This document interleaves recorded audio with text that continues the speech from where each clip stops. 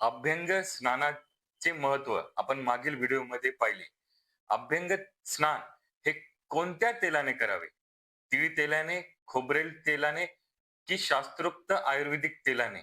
आपण ह्या व्हिडिओमध्ये जाणून घेऊया.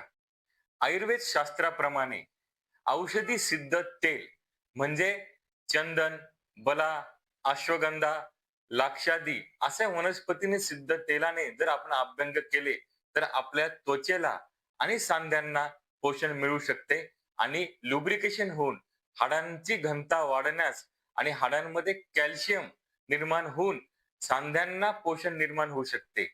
त्यासाठी ह्या औषधी सिद्ध आयुर्वेदिक तेलाचा वापर आपण अभ्यंग स्नानासाठी करूया.